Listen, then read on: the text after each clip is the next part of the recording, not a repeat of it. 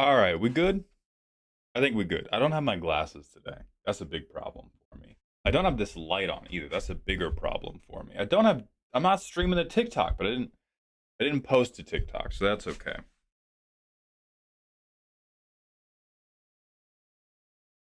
that better? Ooh, that's a little bit better. Okay, we lined up. I don't hate my hair today. That's good. I mean, what little of it remains. Contained animosity. Wowee.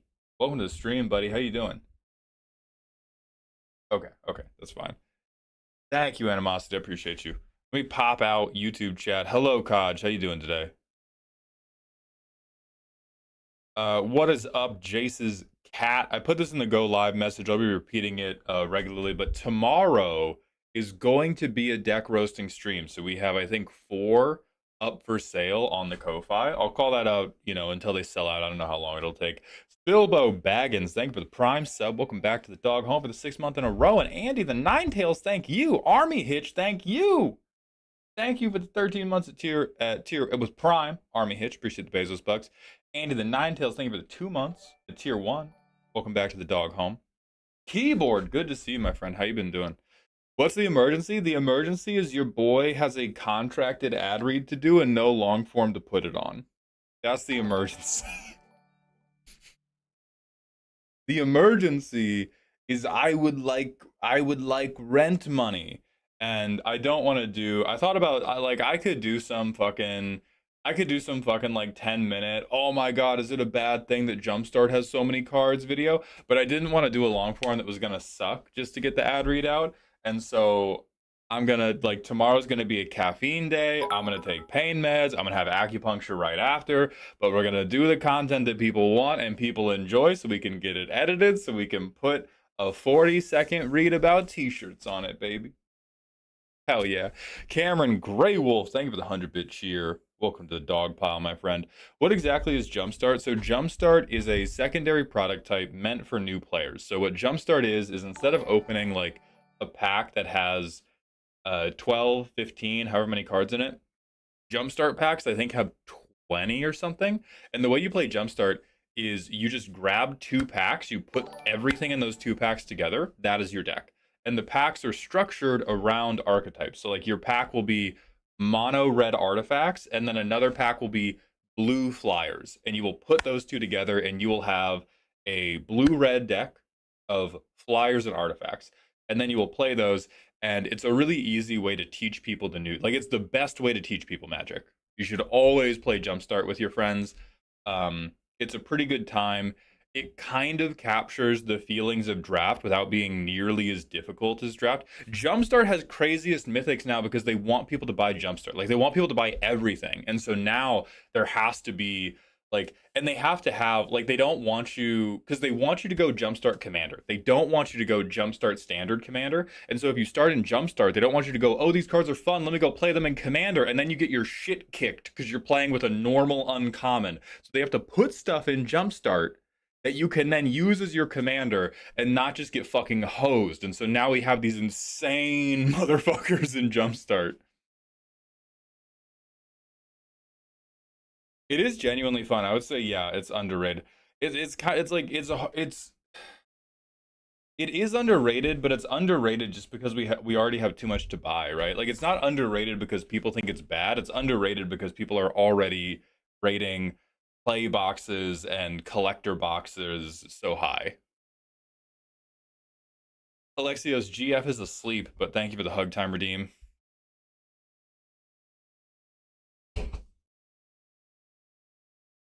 Okay, so stuff on the docket today. We have the roasts up on Ko-Fi. I want to work on this deck a little bit. Today's going to be a short stream. I got like 2/3 of the way through the next commander roast, and I like this one. This one, the one before it, I think the last 3. Let me look.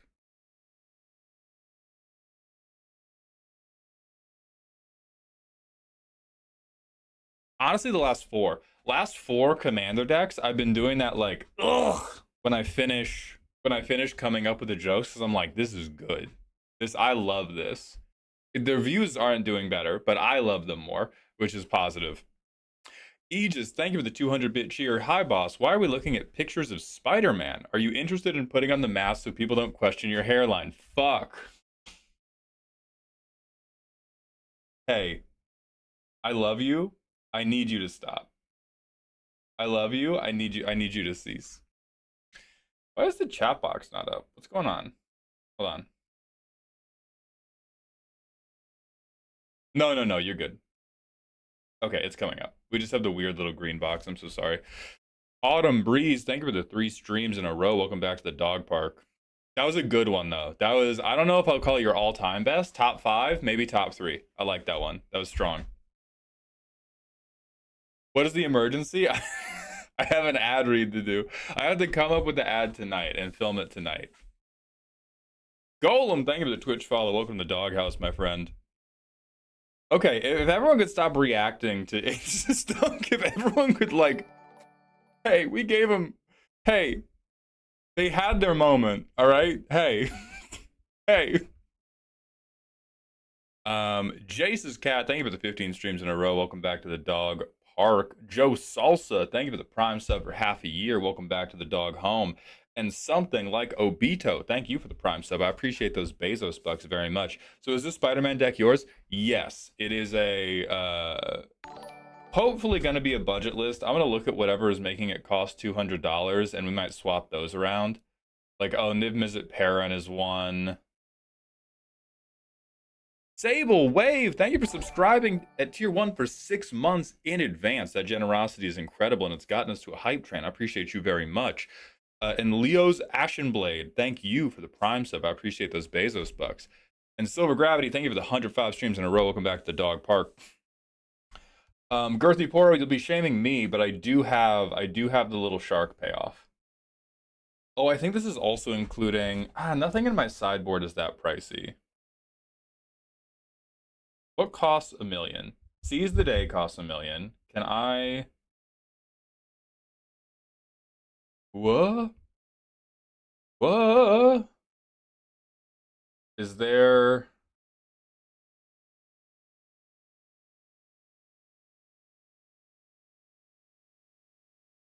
How do I? There's supposed to be an option to like set things to the cheapest printing they have, right? Like I can't imagine Seize the Day. The cheapest printing of Seize the Day is $14 fucking dollars. Aegis, thank you for gifting a sub to Golem in more. Thank you very much.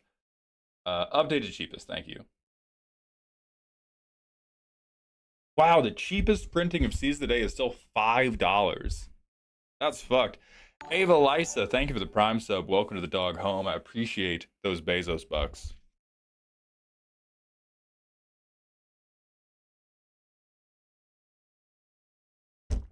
Hey boss, I just finished scanning my bulk and binders and was surprised to have around 2,400 cards outside of decks, with several being in the 10 to 20 range due to price hikes. This, however, led me to realize I have another roughly 4,000 cards to scan from my constructed decks, with an unknown large part of those being proxies. That's really funny if you have a lot of proxies and you're also sitting on like 5K in cards. Command towers are 20 cents, so it's not here. I can just organize by price. I don't want to be on this too long because I do have to do one thumbnail before we make it happen. So we have okay. Of course, all the big fun stuff is big expensive. Because part of me, the reason I'm thinking about making this budget is I think the deck will be, just so I can talk my shit about budget. I think a budget version of this deck will both be less creative, less powerful, and less fun. But I kind of want to have a legal paper version to play at Command Fest Tacoma, which I'm going to in like a week, 2 weeks. So I kind of want to be able to have like $50 shit pile that I can just go play there.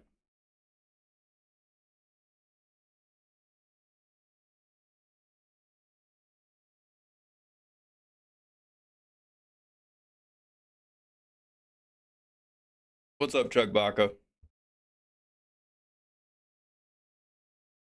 I just sold about 6,000 worth of cards to a shop, about 700 cards in total. Congratulations! That's fucking phenomenal. Yeah, so we don't run deflecting SWAT. We don't get to run World at War. Losing the extra combats is probably going to be the singularly most painful one, but we can keep the ones like overpowering attack. Does the deck have an elevator pitch yet? I don't think this deck gets an elevator pitch. Like I think this deck's elevator pitch is I enjoy touching a lot of cards. That's it. Not every deck needs a theme. Not every deck needs to try to pretend that it's like more interesting than it is.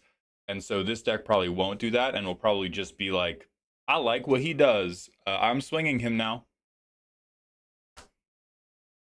But we'll worry about that in a little bit. Let's do the manual ad break.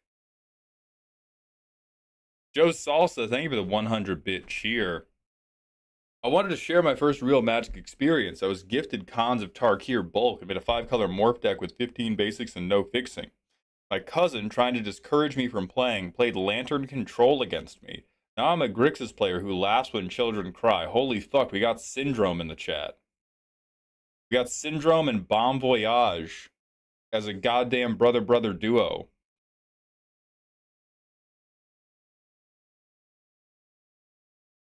Why play Blitzball? Because I fucking love it. Because I fucking love it, bro.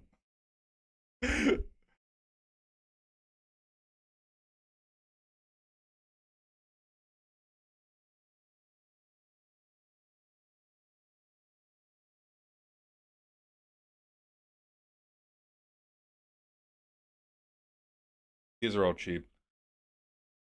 Yeah, Blitzball is awesome. That's why we're playing it. The main reason I'm playing Blitzball is because Spider-Man can flip Blitzball himself if I am able to connect with Spider-Man. And then most of the ways this deck is trying to win is by either Spider-Man or some other creature getting buffed because I have drawn so many cards. Like I want to have one sec. Good lord. Um I want to have like a massive marauding Mako. I want to have a big Chasm Skulker. Oh lord. What is happening? I want to have a big Baxter. And so being able to give these guys double strike is very, very good, even if I'm not double striking on my commander.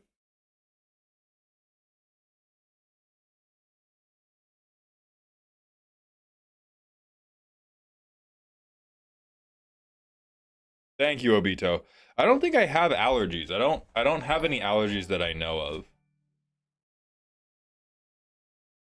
I'm just kind of like that. I'm just kind of nasty. Parents, thank you for the prime sub of the 17th month in a row. Welcome back to the dog home. Let me go blow my nose, actually. I'm sorry, y'all. I'll be back in just 1 second.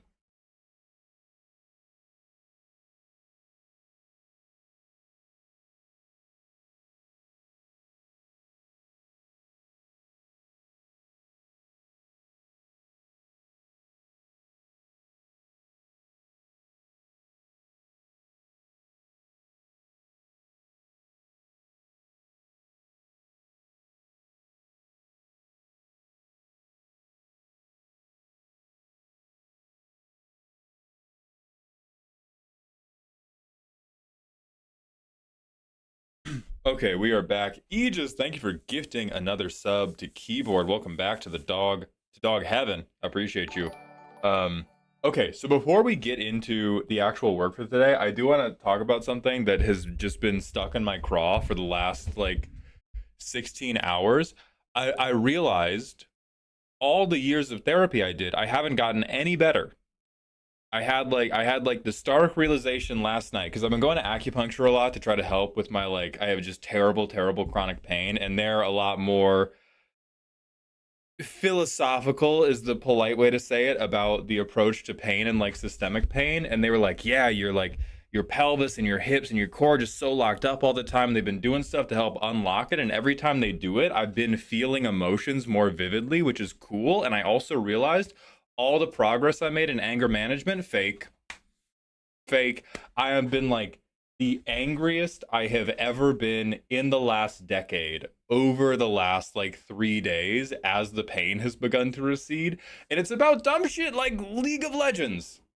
Like, I can't handle League of Legends anymore. And it frustrates the shit out of me because I'm realizing that I never learned how to let go of anger. Everything every little bit of progress I made as like a temper tantrum kid to a temper tantrum teenager that I thought was me learning how to like let stuff go, um move on from anger was just me clenching my fucking butthole super hard about it. And now I have to and now I have to try to learn how to actually let go of anger as an adult, and I have no idea how to do it. It's like somebody's telling me to like jump with my knuckles. Um, and I think the only answer is to play ranked League of Legends, quite frankly. Have you ever tried EMDR? No, I don't do drugs. Dragoon, thank you for the 105 streams in a row. Welcome back to the dog park. The way the mind affects the body and the body the mind is truly fascinating. Also, 105 streak. Dang. Dang indeed. And then Alec Man, has the draw machine been getting better?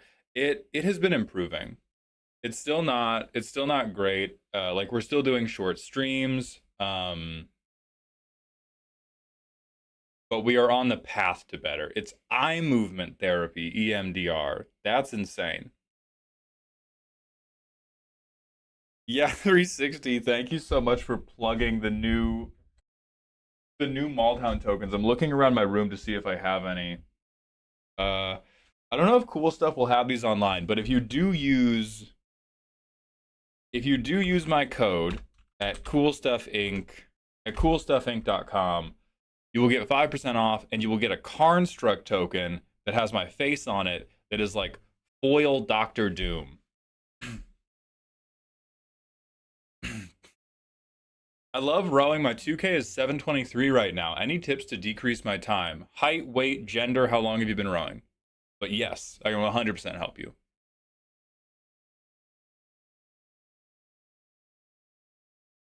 Peach tea, I might if you give me a little bit more on it. What you have said currently is too vague.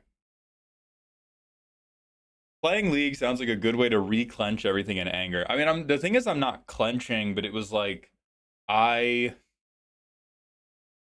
I played a game of League last night and got so angry that I had to like excuse myself and just sit for like an hour.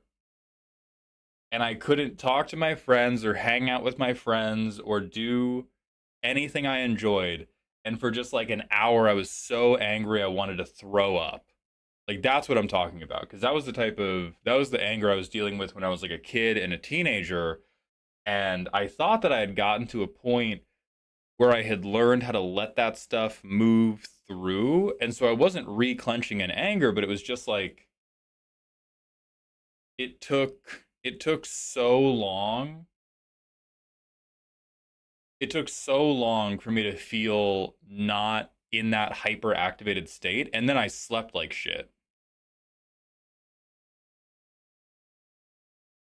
Were you angry with the game or were you angry with yourself for being unable to let it go? I was angry with the game, angry with my friends, and then confused about my inability to let it go. If it helps, I've always dealt with my anger by distracting myself from it. That's the thing, is that's what I thought I was doing. Like it's not, I don't feel incapable of ever letting it go. It's more I'm just struck by the weirdness of I believed that I understood how to express my anger in healthy ways, how to redirect my anger, how to uh distract the immediate rage. I thought I understood all of these coping mechanisms, and I'm now finding, oh, everything I thought was a healthy coping mechanism was actually just me rage clenching. And so now I have to like relearn all of these things, but figure out how to actually do them versus just pretend do them. Anyway, magic stuff. From Canar, my pod has two players only playing precons. Any tips on rules or boundaries to set that allow me and the other brewer to brew stuff we enjoy while keeping the pod balanced and fun? Oh, I hate that I'm saying this, but this is where budget's a really good restriction. This is where it is. Because if they're only playing precons, what they're doing is they're playing existing strategies badly. And if you want to play a good strategy badly, budget is the way to do that. A lot of people, I'm still going to talk my shit. A lot of people think budget is the way to get a creative strategy. Not true 95 fucking times out of 100. But if you want to play good strategies shittily, budget's how to do it. So I would do budget limits for you and the other brewer. Or rarity limits. Like you can only have so many mythics, only have so many rares, and then everything else has to be uncommons or commons.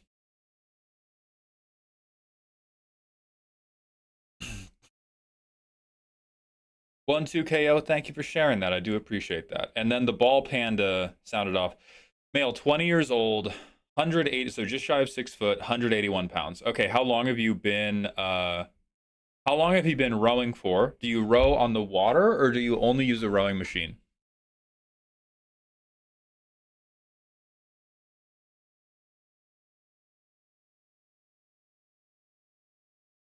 10 months herb only right now. Okay. Have you been athletic in other ways?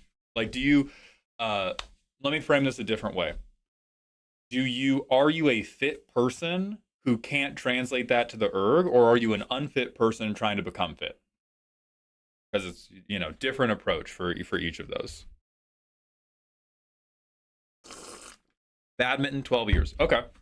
I'm not familiar with the type of athleticism that badminton develops. So my first guess would be our maximal force production probably needs to come up. I would believe in your cardio because badminton's going to involve a lot of like running back and forth, but I would not intuitively think that the force you generate on a badminton swing is enough for what you have to try to do with rowing. Um, what type of have you ever done a like max wattage test, a like 100-meter test, a like 500-meter test on the rowing machine?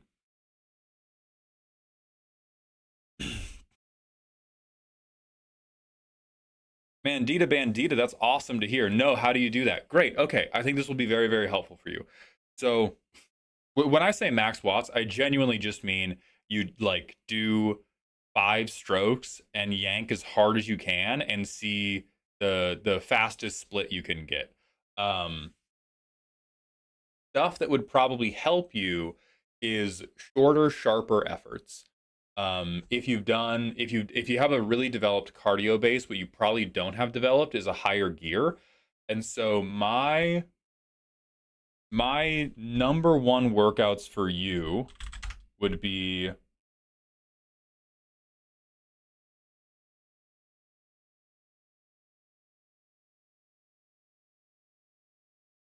bold this. 8 by 250 meters or 300 meters. You can pick either of these, and you want to do 3 minutes rest. You want to do like 3 minutes rest. For this, you want to be going at like 2K pace minus 5 to 8. Does that is the not cadence, is the syntax I'm speaking in making sense to you? Because this is how I recorded like all of my workouts when I was a rower, but I don't but if you've just transitioned to rowing, I don't know if your coach or if the website you get your workouts from writes them down like this. So does this syntax make any sense to you? Raynar, I be tangenting. Somebody asked me about rowing, and I was at one point an Olympic hopeful for rowing, so I know a lot about it, and I enjoy helping other people improve their lives. And I think regular exercise is one of the best ways to improve your life. I get everything until 2K minus 5 to 8. Okay, so when I'm telling you this stuff, what I mean is your 2K time is 723, right? That means your 2K split per 500 meters. Hold on. So a 722K is equivalent to going about a minute 50 per 500 meter. That makes sense? So at 723, your 2K pace is 151 per 500. When I say 2K minus 5 to 8, I mean go 5 to 8 seconds faster on the per 500-meter pace. So for you, that would translate roughly to what? You want to be going between 143 and 146 per 500 meters. That's what you want to see on the screen. Are you looking at like watts or calories? Because that may also be. Okay, that makes sense. Perfect. Um, so this is one of my favorites to do when I had for street cred, my fastest 2K is 603. So I know a little bit what I'm talking about. Um, Olympic champion level 2Ks are like 5 minutes 40 to 5 minutes 45 seconds. So I was still a fair bit away from Olympic champion level fitness, but I know a bit what the fuck I'm talking about. So 8 by 250 on, 3 minutes rest. I would do this like one time a week. I would do that like one time a week. Um, I would have another workout once a week.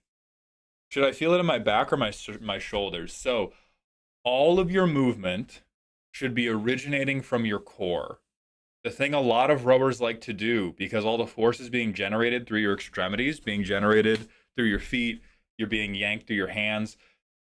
They try to feel it there. You want everything to move from here. Your arms are going to flow away, being pushed by your core. This is all woo woo bullshit that only exists in your head, but that's how you should be thinking of it. Um, I would not be striving to feel it in your lower back. You want to feel it in your lats, but to feel it connected in your lats, what it means is you feel it under your armpit. You can think of it for a while as just how far below my armpit do I feel the pressure? If I'm feeling the pressure like at my armpit or at my nipples, I'm too shouldery. If I feel it below, probably in a good place. The other thing I would do to help with that, look at where's the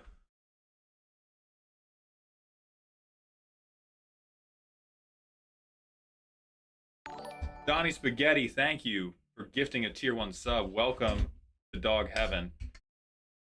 So if we pretend this is the handle, most people hold it like this and they just pull, pull, pull. Don't do that. And let me get the OBS up so I can see if you can see my elbow. There we go. So you see I'm pulling here? You don't want to pull like that. You want to take your elbow and you want to rotate it. So the little like butthole of your elbow is facing more towards the sky. And that way when you pull in, it's more of like tucking your elbow into your pocket. You tuck your elbow into your pocket, that helps keep the tension down in your lats, down below the armpit. If you pull in like this, some people, bad rowers, bad rowers and Canadian Olympians row like this, where they pull in really high, they lean really far back, because on the rowing machine, if you can just pull the handle a little bit further, it will like count the wattage, but it is not good long term. And the people who have all the fucking world records on the rowing machine and in the boat don't do that. So you don't need to do that. The fastest people in the fucking world don't have to do that. Neither do you. Um, but the difference between arms like this and arms like this is a lot of lat power. Um, and then the other thing that we probably need to work on, do you deadlift? Do you power clean? What are your like do you lift heavy? And if you lift heavy, what are your heavy lifts? Stupid Canadians and their free healthcare and their bad rowing technique.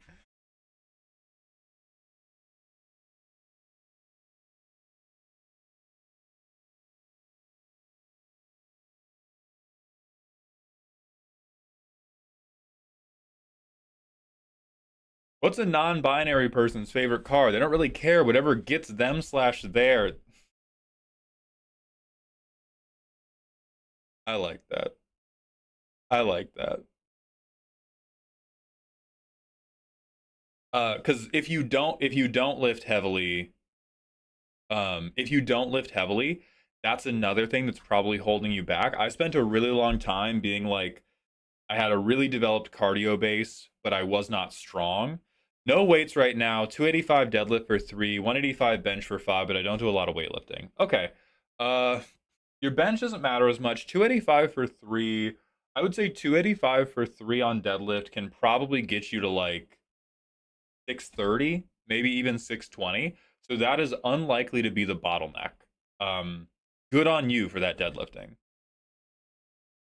Uh, no, no, no. 285 and you're 180, you said? Yeah, so like 1.5 extra body weight. You don't have to be worried about that for like a minute of gains.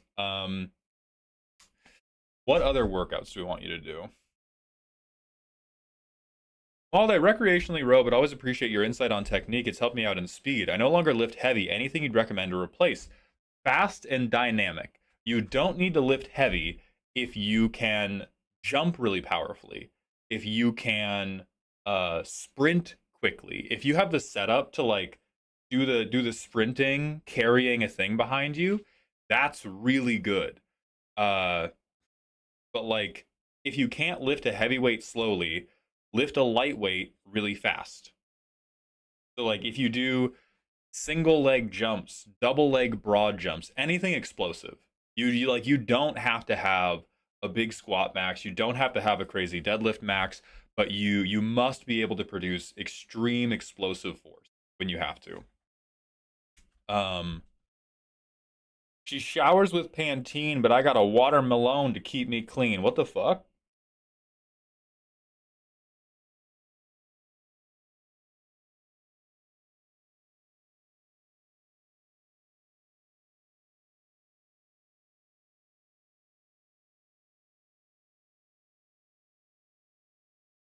Okay, anyway, other workouts that would be good for you. Hold on.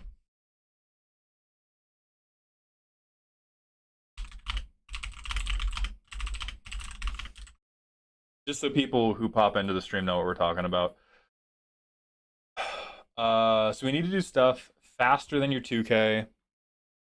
We want to do a little bit of stuff to develop your peak force output. Do you have a coach? Do you have anybody who's watching your technique? Braddock, go ahead and drop the question. I'll do my best to chime it in here.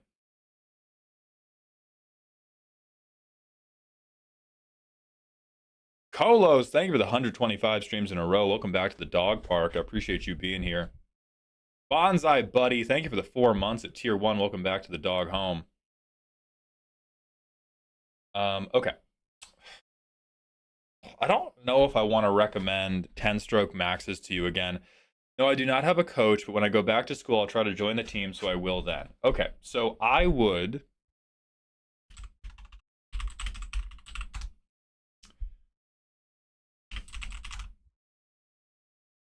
This guy has a YouTube channel. He posts indoor rowing workouts. He posts himself rowing. I would genuinely not recommend you do the workouts he is showing here, because him and the New Zealand team are kind of like they are aerobic freaks. But what I would use this for is use him as a reference for what good rowing looks like. You want to be watching this every day before you work out, every day if you're taking a long rest, every day in the middle of your workout, because you do not want to develop a lot of like shitty bad habits. Um, so I want to build a 5 color hero deck with Nick Fury, but I'm confused on the game plan. Is it just 5 color good stuff? Trying to stick to Marvel cards. Yeah, this is just the goodest 5 color good stuff gets. You are not going to have anything else going on. You for Wooberg, you get to look at the top 7, and you get to put it. Oh yeah, straight to field. So this is basically 5 color good stuff, a little bit of flicker, and ways to make a lot of mana, and then good heroes to slam out. That's the whole deck. So you really, really want to have some sort of visual reference to make sure you are not developing bad habits. The important parts to notice here, do we see how he's not leaning back crazy far? He's pulling in to right under his nipples, like right at kind of where his thorax is. I don't think humans have a thorax. If we had a thorax, that type of inline um, with your armpits, and Then the other workouts I would do, I think 8 by 250 will be good enough. Once a week, you should do 4 or 5 by 1500 meters. These will get you really fast, but they're going to be really awful because they're going to be 2K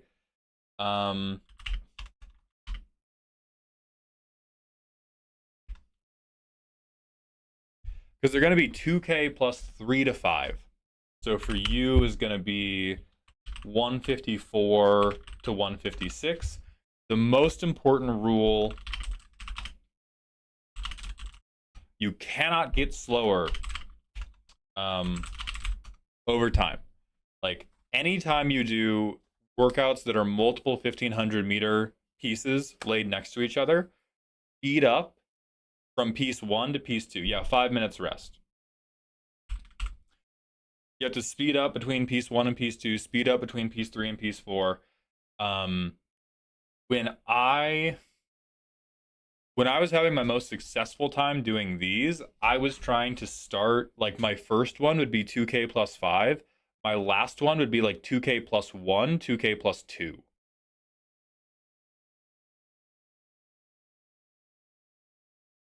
And genuinely, these are the only times I would pull hard all week. That is the only time I would pull hard on the ergometer all week. If these two workouts alone are not enough to develop your fitness to improve your 2K after like 6 to 8 weeks, something else is wrong. You are not sleeping enough, you are not eating enough, you are not like stretching, rolling out, etc. Your technique is off, but these two workouts alone, once a week, gonna be more than good enough. Thanks. Do you recommend other machines like lat pull downs and stuff? Uh, yeah, I mean, doing some lifting for your back is always going to be a good thing. Lat pull downs, pull ups, all those are fine. Again, since you already have a 285 deadlift, I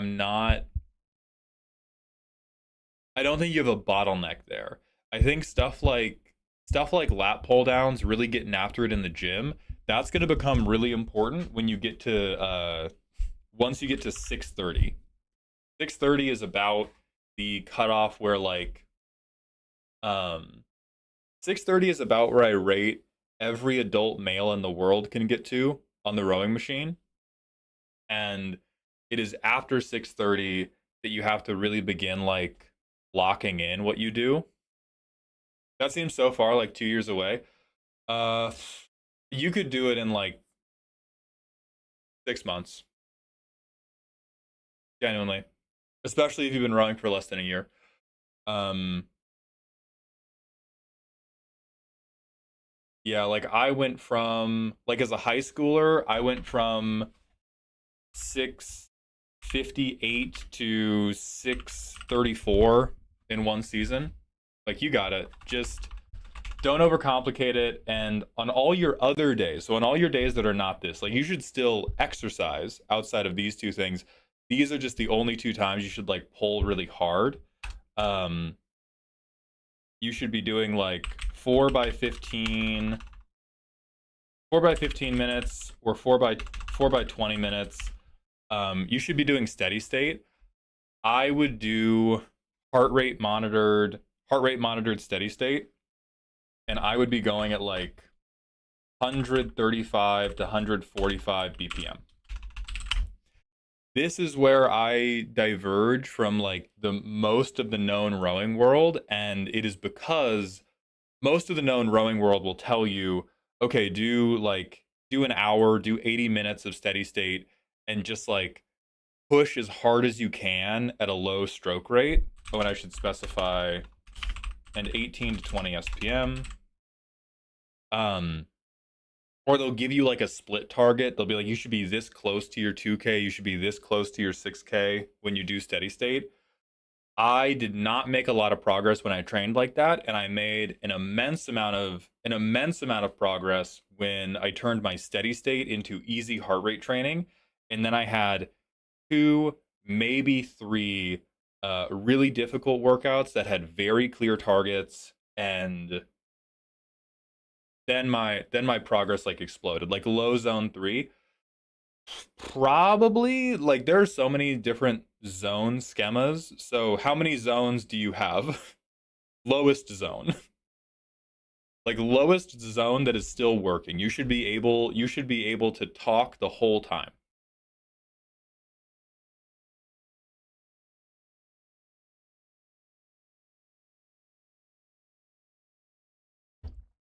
Well, maybe not you're speaking nonstop the whole time. You should be able to hold a conversation the entire time. Yeah, of course, Ball Panda. Best of luck. And let me know if you have any difficulties. I love rowing. I I loved getting better at rowing. I love helping other people get better at rowing, but my back just fucking crumbles when I do it now.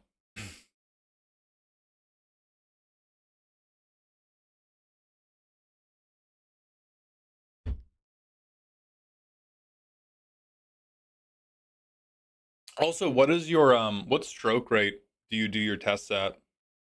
Can you help me remember to drink water, Malt? I keep forgetting. For sure I can. Drink water. Drink water. Do the thing of like get get a receptacle that you fill up at the beginning of the day and you keep with you, and you have to finish it by the end of the day. That's the easiest way to do it. Helios, thank you for drink water redeem.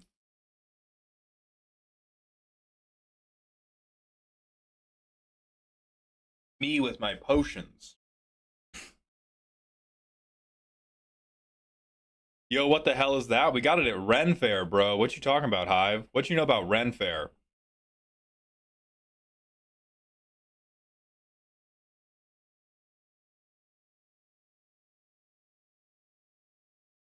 Cecilia, I loved Ren Fair. It was awesome.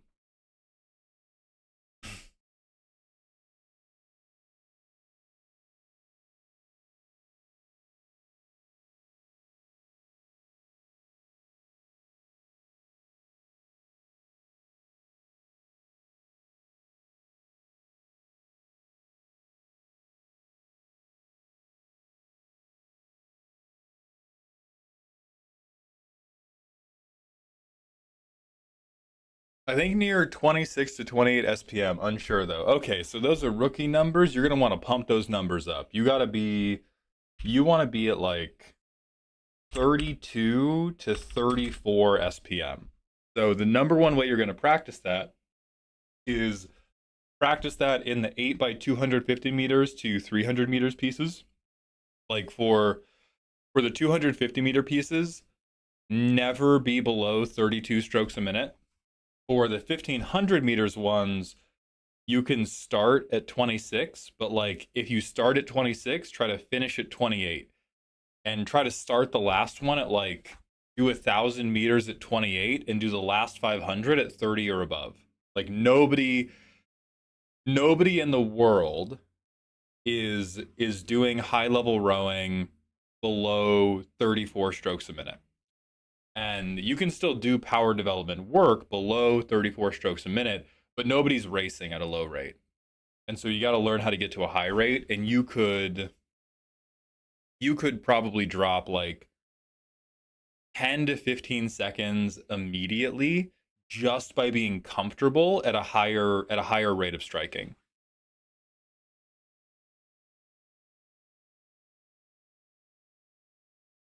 So maybe shorten my stroke a little to increase the SPM. Probably not. Your stroke probably doesn't need to be shorter. You probably need to be more comfortable. Like, and that's why I'm recommending you watch people like Eric Murray. Like, this guy's huge. This guy is 6'4". He races at 36 strokes a minute, and his stroke is this long the whole time.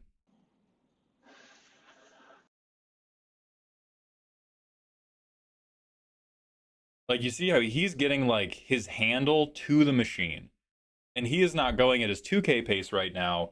But when he does his 2K, it looks the fucking same. So you don't have to go shorter. Things that will help is you have to get better at the weight exchange between your seat and your hands, and it's really hard for me to describe how to do that without being in person with you. Um, but you like what you want to avoid doing, you never want to be dumping weight forward as you come up to the front.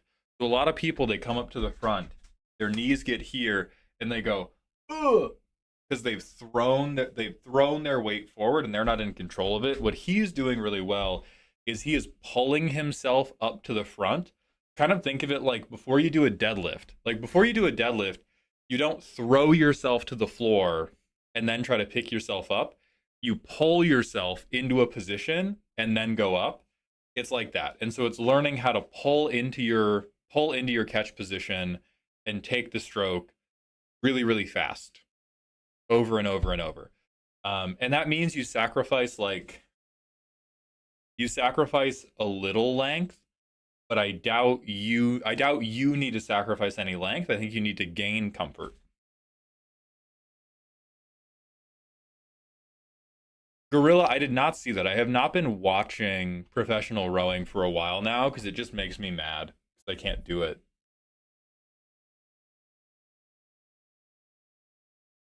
Like,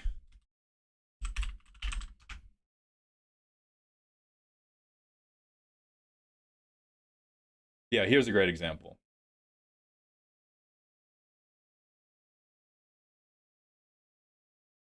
You're allowed to have your stroke that short.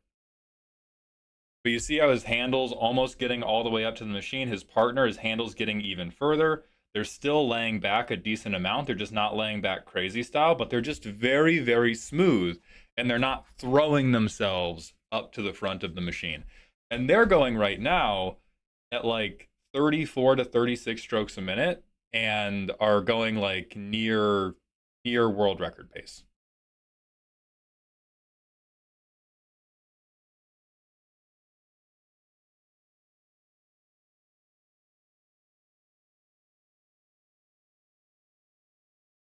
Oh, that's cool. Thinking about it, I have a slow transition from the pull and reset. So one thing that helped me a ton, and this will be the last rowing thing we talk about, so we can get back to magic stuff. One thing that helped me a ton when I was trying to figure out how to do this, your weight transfer to the handle probably sucks. So an exercise I would like you to try um the next time you are warming up is when you're warming up, have your feet out of the straps. You said you do a foot out 500 every time, so you're already used to this. But what I want you to do differently is when you are going through the stroke, keep your arms straight until your legs are down and you have leaned all the way back. And what's going to happen is you're going to try to pop out of the shoes and fall ass over tea kettle and fall off the machine.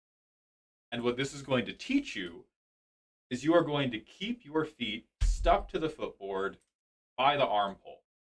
That's all the arm pole is there for. And by learning how to use the arms for that, you will find it's way, way easier to get back into the next stroke. And then as you master that, you can get this good little like, all right, I chain in, chain out, chain in, chain out, chain in, chain out. And then the arms can be loose. And once you have the arms and the upper body loose, um, it becomes very, very easy to take strokes very, very quickly. This is Rich Guy Talk FR. Yes, yes, my fortune amassed from semi-professional rowing.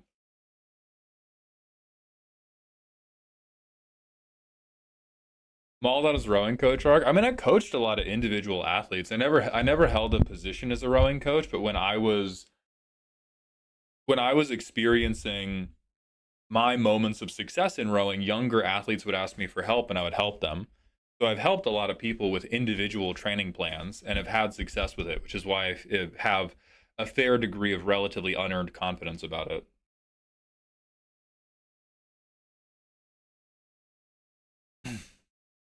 No, don't apologize, Ball Panda. If I didn't want to talk about it, I wouldn't have talked about it. I love talking about rowing. Creamy Casanova. Thank you for the 11 months at tier 1. Welcome back to the dog home. So try that. And then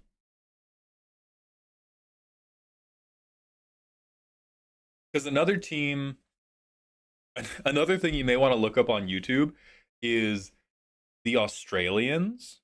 Because the Australians, they actually pause at the finish. Like the Australians take a stroke and they pause with the handle here. And then they still row at 36 strokes a minute. Because when they let the handle go, everything goes up to the catch and they're totally in control. And then they turn it around really quickly. So like whatever is happening to keep your stroke rate low is valid and is not a necessity. It is something you can develop and learn how to get up to 32 to 34 SPM. It doesn't matter if you like taking the finish slowly. It doesn't matter if you want to have full length. We can do all of these things and be at 34 strokes a minute. No, Romero, I'm not getting back into rowing, but somebody in chat asked about 2K advice, which is the hottest rowing topic.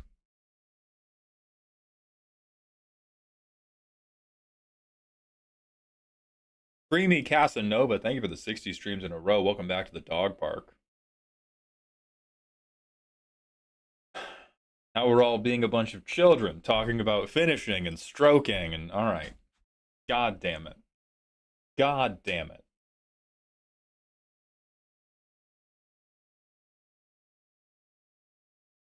Boss, am I crazy for wanting premium deck boxes to have a part to hide an air tag in since I really want to start putting them into my more pricey deck boxes? No, I think that would be a good idea. It's crazy to me that nobody's done that yet.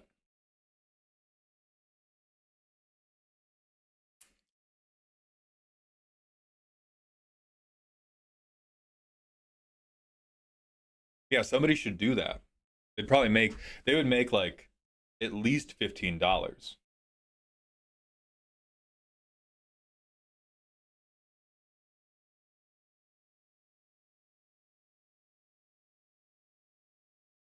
Have you discovered any new pet cards for your decks? I don't think so. I'm trying to think of. I don't think I do.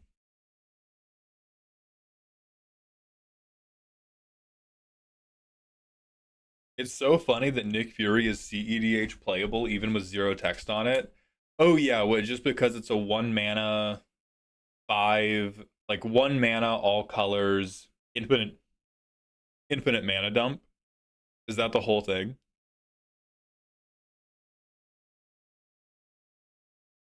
Yeah, 1 mana Wooburg commander. I presume the infinite mana outlet has to matter though, right? Like if you couldn't infinite mana this guy, there's no way he would be played.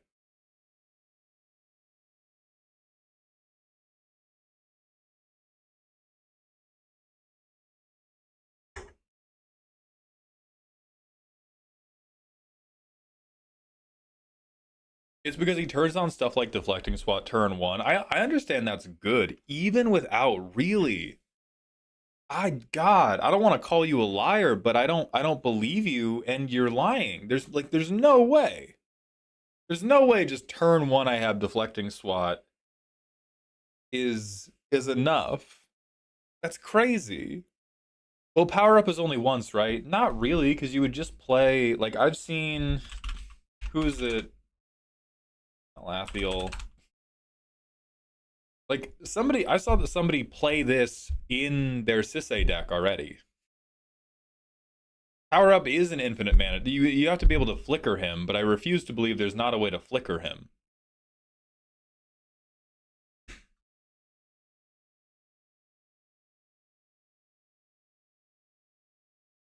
Same mentality as Rograk.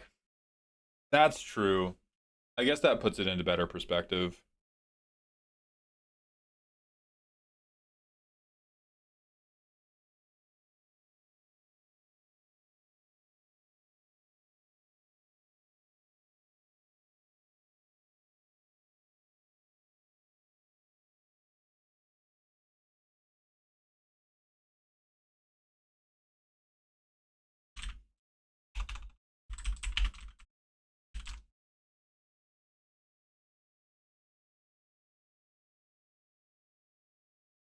Dude, what if people use shield flying car with Nick Fury to flicker him?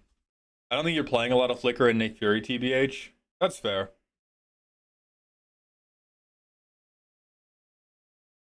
You get access to every color's free spell with Commander, meaning you win every interaction battle. It's like ROG, but without a Chud second Commander. Right, but those are, what, 5 cards in the whole game, and Flawless Maneuver is not relevant to the discussion. Neither is Green's. Like, the relevant ones are Fierce Guardianship, Deflecting Swat, Deadly Rollick. So, like, you get 3 free interaction spells in your deck of 99. I just don't believe that that goes very far.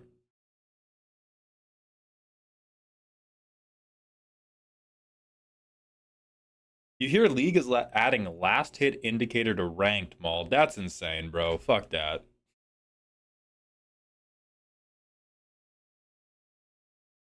Death the Kid, thank you for the Twitch follow. Welcome to the doghouse, my friend. Maul, how much CDH do you play, if any? I'm new here. Not a lot, but a little. Stops the turn to a tally win attempt.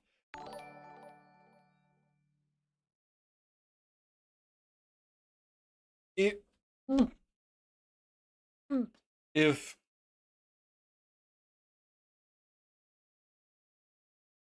again, I've not sat down for enough CEDH games, so I am gonna ultimately cede the point here. But if I'm sitting down with Nick Fury as my commander so that I can mulligan to Deadly Rollick to stop the Atali on turn 2, or like Fierce Guardianship or SWAT, like whatever, I better just pack my shit up. I better just pack my shit up right then.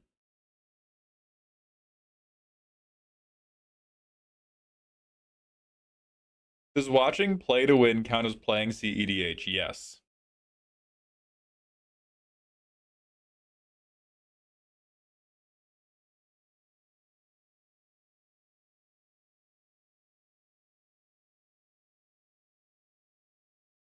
Because what are the other options for 5 color good stuff? You would do Sisay, and that's it.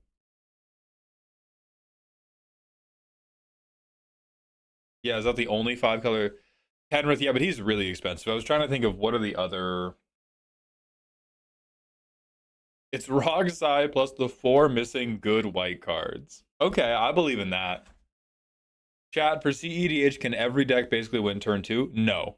Many of the faster decks, can try to. They'll win turn 2, they'll win turn 3, but it is not an every deck can do it type thing.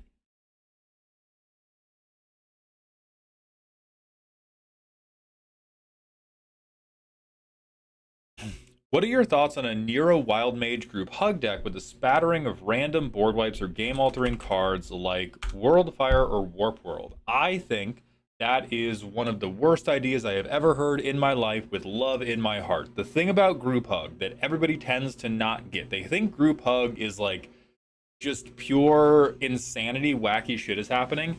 Yes, there has to be a conductor. You have to at least kind of be in charge of what's happening. You have to be in charge of who you're giving stuff to. You have to be in charge of what you're giving them. You can't just be like random hand job go and hope for the best. And that is what this deck sounds like.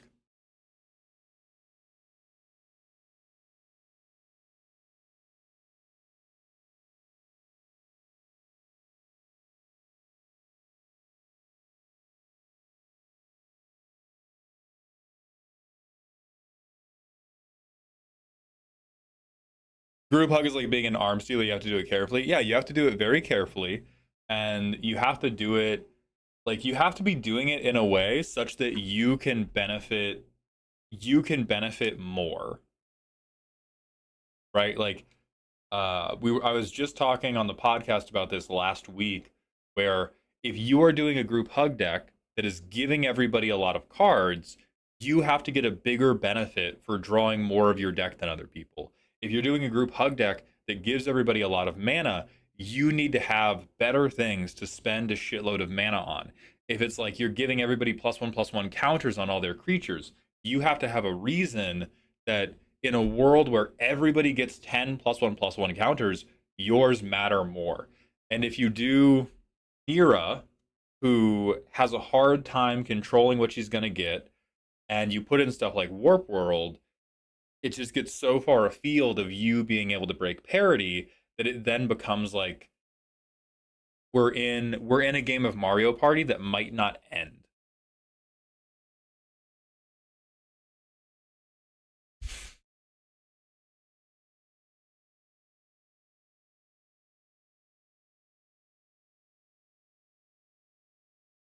Struggle for Project Purity is the base example I use for what good group hug is. Everyone draws one, you draw three. Yeah, this is like the gold standard for what group hug should look like. It should never be, okay, we all draw one and we're equally happy. You always have to be getting something more. And if you're not getting something more, you're probably turning the Commander Knight into like a really everyone's least favorite D&D game rather than turning it into an actual like group hug deck. What is the most group hug Mario Party random bullshit Go commander I could build? I'm not going to help you do that because that's bad. I want to help people make their lives better. I'm not going to help you. I'm not going to help you make your life and the lives of those around you worse.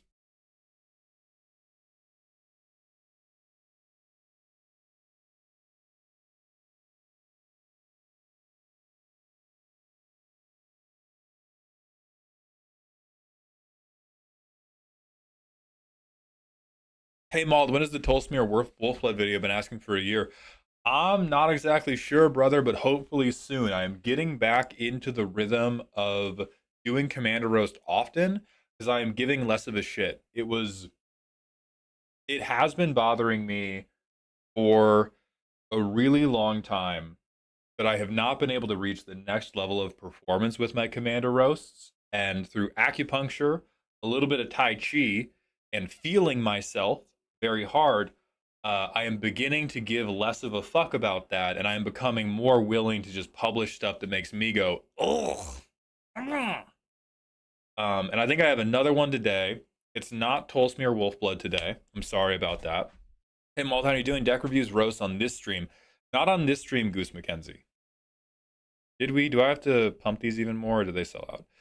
Okay, everything for tomorrow sold out. We're doing them tomorrow. We're going to be doing a free giveaway tomorrow. Tomorrow, I know I've said this many times. I'm not going to make any hard promises. Tomorrow, I'm going to do my best to be no vamp. No vamp, like 11:30 to 2 p.m. We're in, we're out. So if you are one of the people who has bought a roast for tomorrow, please be here promptly. Be ready for me to move on quickly. And by quickly, I mean after 30 to 40 minutes.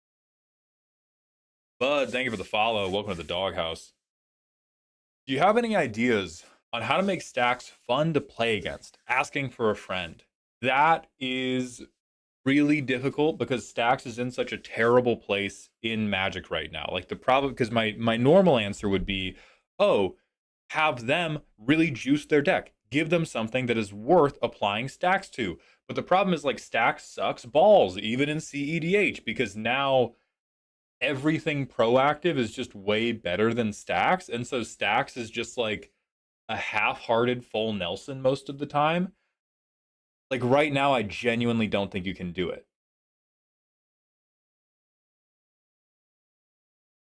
Well, Accord, it did work like a couple years ago.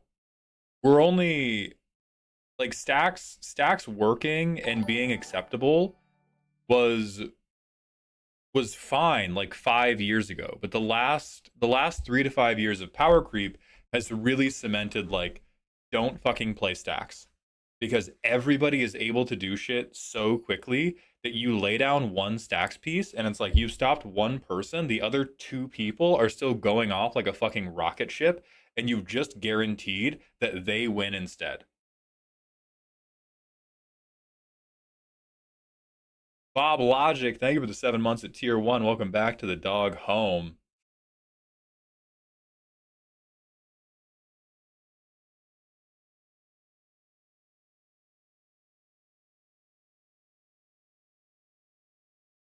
Is it just better to group slug over stacks?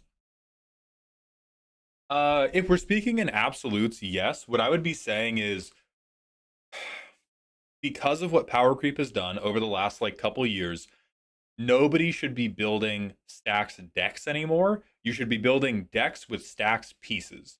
Individual stacks pieces are still very, very good. Some of them are still very powerful. You can include the ones that don't hamper whatever proactive thing you're trying to do. But Commander is so pushed now that you can't avoid being proactive. You cannot have a deck that is like, I just control, I just wait, I just lock down your board. You have to sprinkle it in on top of whatever like fucked up YouTube combo synergy package you're going for.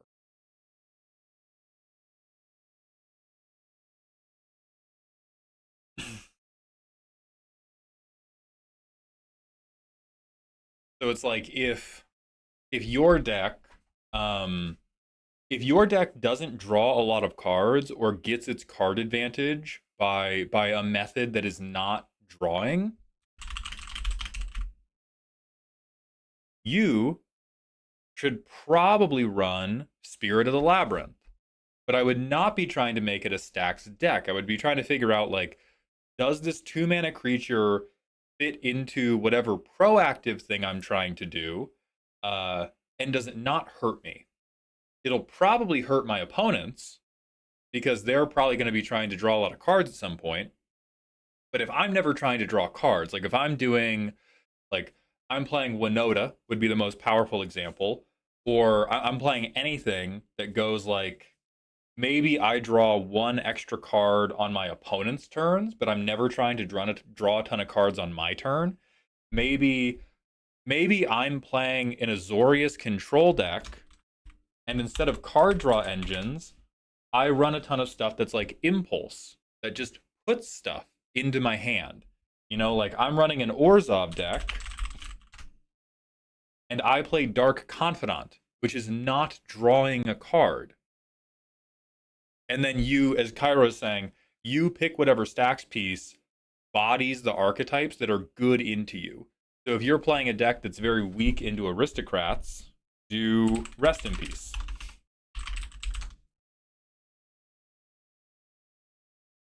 I actually don't know if this would work because I don't know if it stops death triggers. Hold on. Okay, yeah, it does. So like if you're like, I have a good proactive deck, but I can't fucking stop these aristocrat players. You put in like this one stacks piece. Douthie Voidwalker is another really, really good one. Um, if you're like, man, the reanimation players keep getting me, you can do. Can't remember her name. It's like I think it's a black woman in a white dress. She has like a ball of light in her hands. Containment priest. Um, right? It's like, oh, does it work for me to be playing little shitters? Um, and do I have a lot of people that are like, do I get bodied by flicker decks? Do I get bodied by reanimation decks? You bring these in as like one-offs, but I would no longer. We are past the era of Commander where you can build a deck around just doing this over and over and over.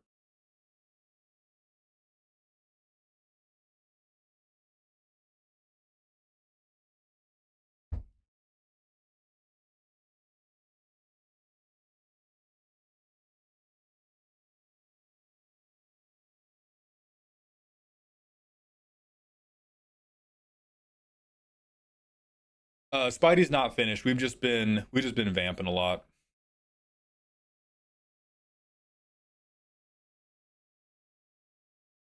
Is mono blue control still the most hated archetype? I feel like Esper control has to be hated more at this point because Esper control is just mono blue control with more evil bullshit to do.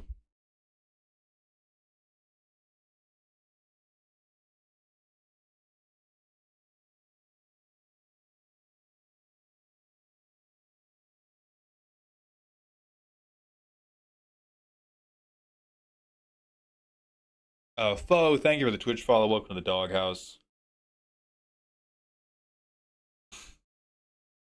What's your favorite tricolor combo? Ah, that's hard. It is.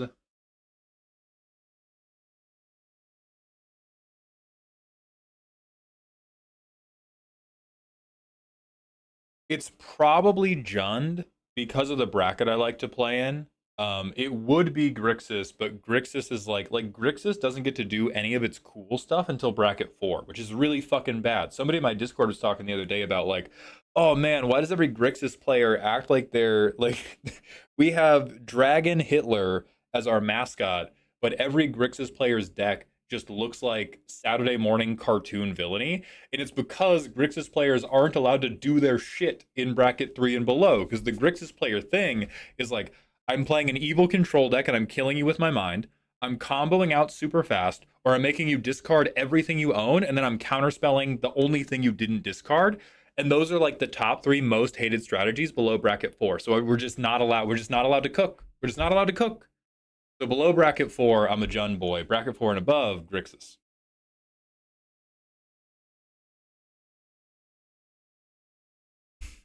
How do you feel about Jess Guy? I have never been much of a white guy. I had like my Yannick Reanimator deck is the first deck I've touched in a long time that utilized white. Um,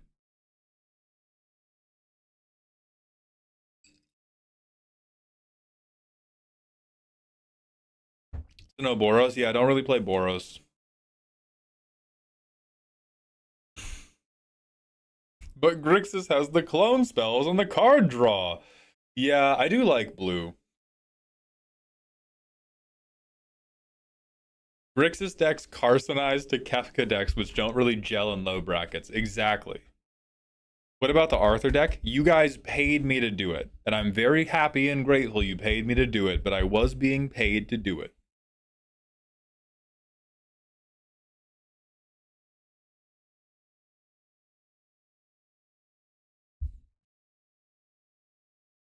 I pulled a comic edition of Namor. Is he strong enough commander to build a mono blue Merfolk deck? Is it this guy? Because this guy is the strongest Merfolk commander ever printed. This guy is going to send you to hell. This is outrageously good. You don't even have to play other merfolk in the deck for this to be a merfolk deck because counter spells make you fucking merfolk with this guy. Yeah, he's better than Hawkball. He's better than everybody. This guy's insane.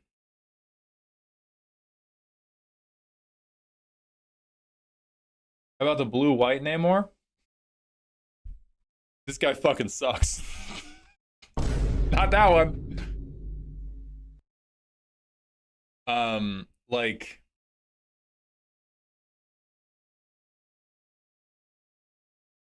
because think about it this way. Think about it this way. Hawkball's still very, very good. The big weakness of trying to play a Kindred deck is you normally have to play a lot of bad cards just because they have the right creature type on it. Because you need to have a big board of that creature type to get your creature type synergies to pay off. Like with Hawkball, even though he's very powerful, you have to play a ton of merfolk that in bracket 3, bracket 4 alone would not cut it. Right? Like, let's look at this guy. Nope.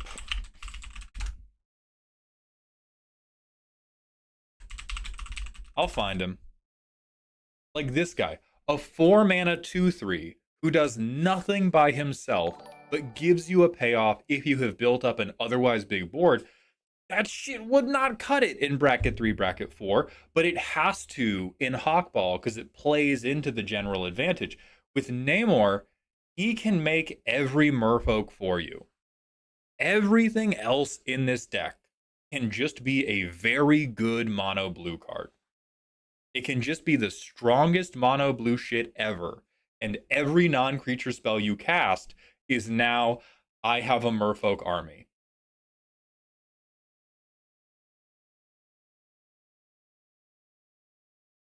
Yeah, so you can pick and choose. Like you can still take, okay, who are the 5 to 10 best individual merfolk? I'm gonna put them in the deck too.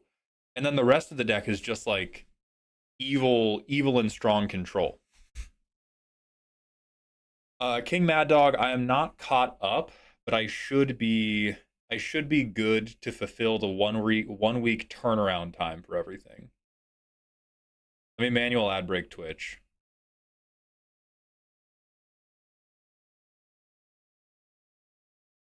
So it's very good.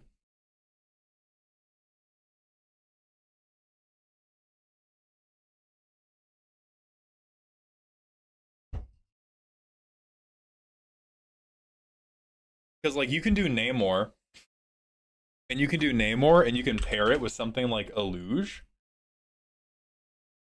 And if you ever stick a luge, like this, and this is not a thing you would ever play in your other Merfolk deck, because you're like, oh yeah, a luge, good card, not a Merfolk. Why am I doing this? But for this deck, it will make you a fucking Merfolk because it will discount all of the non-creature blue pips you're playing, and then you will shit Merfolk. So I will say it is probably harder to build Namor than it is Hawkball because none of the choices are going to be made for you. You have to figure out all of your design choices and like all of the stuff that you want the deck to do proactively because you can't just go like, oh, I Merfolk creature, Merfolk creature, Merfolk creature. That will do nothing with Namor. So you got to get a little weirder with how you're building it. But once it is built well, you have a truly evil tempo deck going on. Because of his design, is he a bracket 3 plus commander, or can you make a silly bracket 2 deck if you play with homies who mainly do precons? You can do a silly bracket 2 deck. That's actually the beautiful thing. Because he only cares about non-creature spells, you don't have to counterspell. Like what's gonna make him really, really good. Jay Arlington, thank you so much for the raid, my friend. I hope you were having a good day. We've been having a long day talking about rowing, talking about life, talking about how years of therapy did nothing for me, and how the only way to fix it is ranked League of Legends. But I hope you were having a good stream, my guy. Um, so you can build this guy silly bracket 2 because you just have to play like you just play shitty spells. In high brackets, you go like, oh, okay, I force of will your win condition, and because I force of willed, I got 2 merfolks. In low brackets,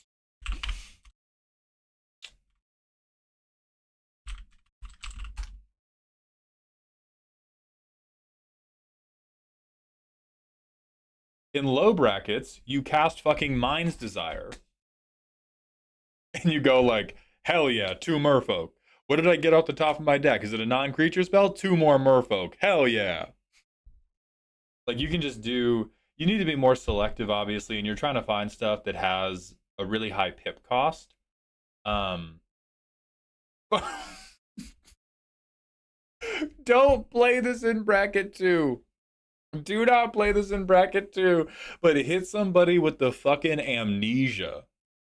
Go amnesia, 3 blockers. Thank you very much. Pass my turn. Yeah, I cast Brain Rot on you. Here's my Marvel deck. I cast Brain Rot. I make 3 merfolk. Moving on.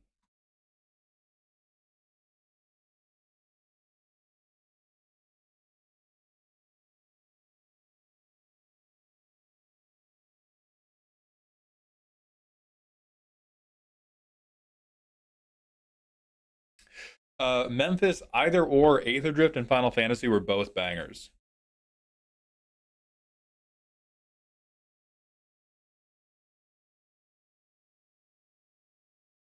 Hear me out. Azorius with Namor as Secret Commander win with Halo Fountain. I stop with the Secret Commander nonsense, Poro. Stop. The nonsense. The nonsense has to cease, brother. It would probably work. I would worry about your ability to tutor Namor out. But Azorius can probably draw enough to find him relatively quickly.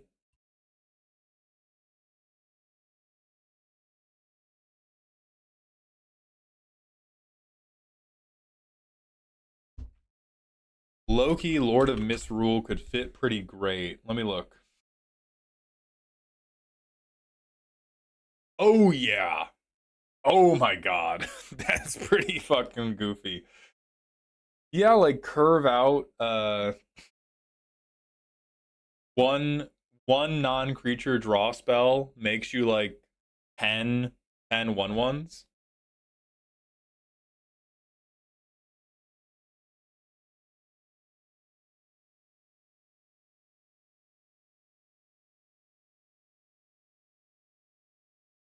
Secret commanders only really work with tutors, and tutors are boring and shouldn't be played, in my personal humble opinion. It's legal to be wrong.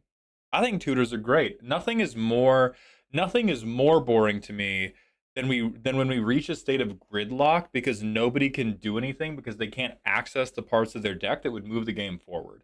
I think if tutors make your games boring, it is because the outlets you are finding with tutors are boring. And if you change those, tutors make games way more exciting because it's less likely that anybody is ever just totally locked out of the game. But if every time you cast a tutor, you're getting the same card, yeah, tutors are boring because your deck is boring. And so if that is what you have been exposed to, I'm with you 100%. You have to be very careful with tutors. Like the reanimation deck I just built, I was very careful with what I put in because it has a lot of tutors. And so I was like, I have to make sure, I have to make sure that there is not one thing that I'm gonna want to be tutoring every time. There has to be a big enough buffet that am motivated to get a different thing each time.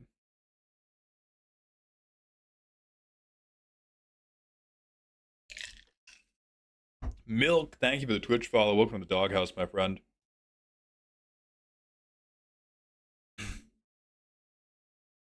Honestly, people saying use transmute, you cowards, these are like the people who think they're better than crack smokers because they snort cocaine. It's the same shit. Just have a good time, man.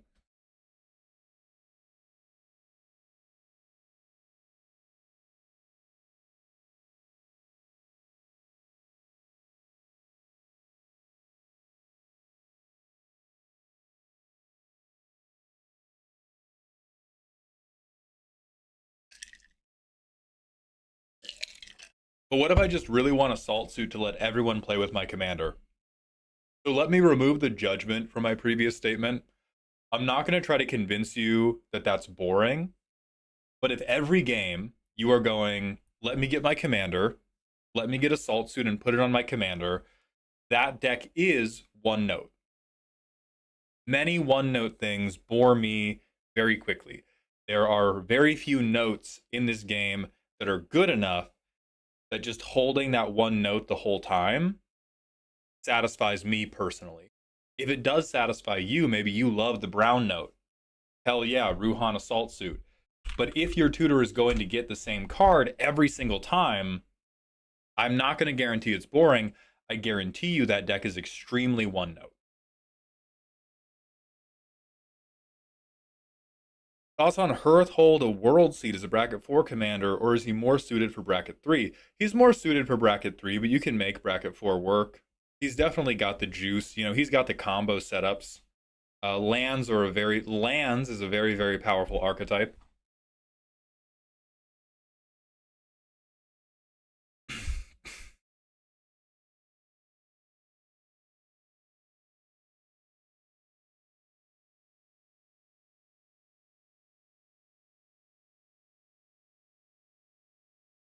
How do people normally play decks with secret commanders? I've been messing around with a Hildebrand deck I wanted to use the Silver Quill Dragon as a secret commander for.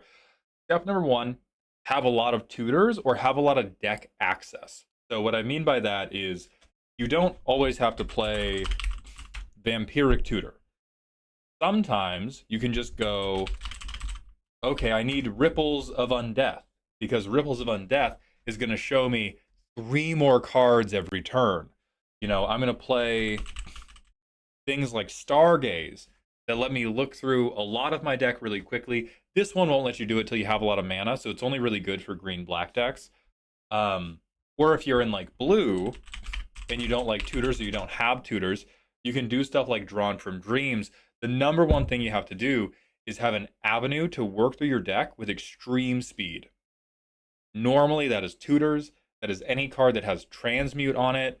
But it can be any way to go, like, I'm checking the top 10, right? Like, there's one deck I saw that was like Secret Commander with some enchantment, and their commander was Wilfred Mott, because if Wilfred Mott stays on the field after a couple turns, you are looking through like 5 extra cards every turn, and then you get there.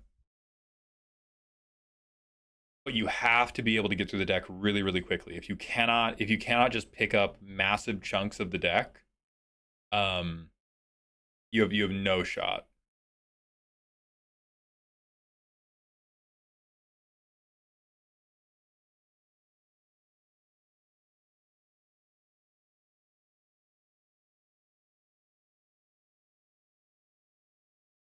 Oh, Chugbaka, perfect.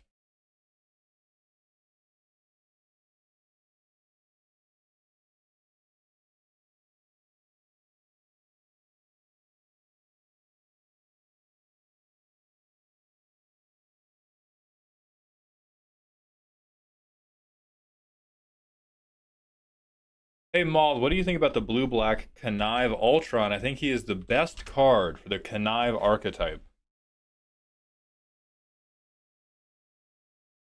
Uh, that might be true. The problem is Connive as an archetype is just really fucking weak. It makes you blockers, which is good. It has pretty safe Connive in the command zone, which is also good. What I dislike about Connive is the best thing to do with Connive is never conniving. It is to discard something very powerful and then cast Reanimate. Ah, my Ultron deck is conniving so much. Anyway, I've discarded this consecrated Sphinx. It'll probably stay there. The +1/+1 counter is the important thing, I swear to God.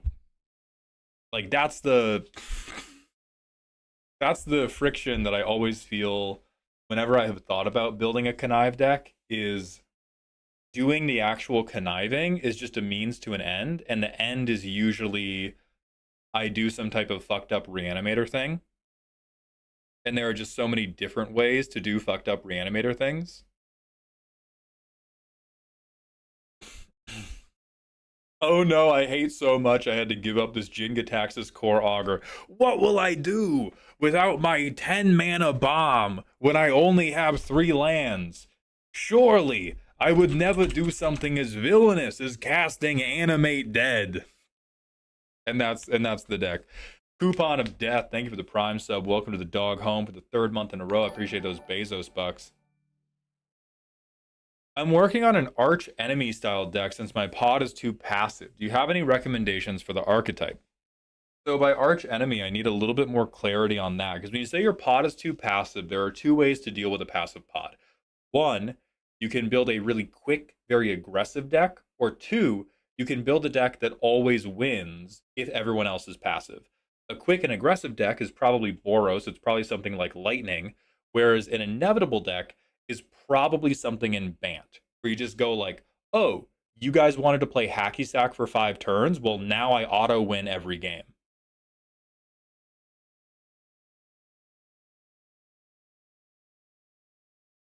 What are your thoughts on the Doom precon? It sucks. And Doctor Doom and the Marvel set as commanders. So the Doom from the precon can be very good. The Doom precon out of the box, very bad. It is likely worth it to buy the Doom precon and then just break it apart. Because the Doom commander is very cool. You can do really cool stuff with him. The precon, like, they just don't work together well. They just don't, yeah. So you would have to like totally rebuild the deck. It's the worst one far and away to me.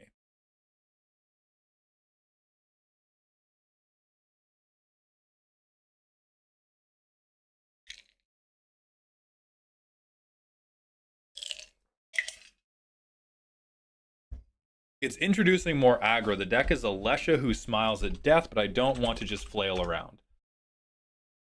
So I would not play this to introduce more aggro. What you are playing is a combo deck. Like, if you want to make... Think about it this way. If we want to pressure a pod that is being too passive, we have to introduce a meaningful amount of damage really quickly. Do you think paying 2 mana for a creature with power 2 or less once per turn introduces a lot of damage really quickly?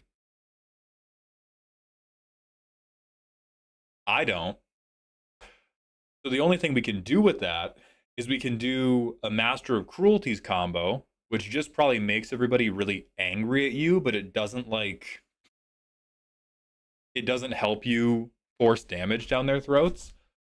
If you want to do Alesha, I would play Grandma Alesha. Or I would play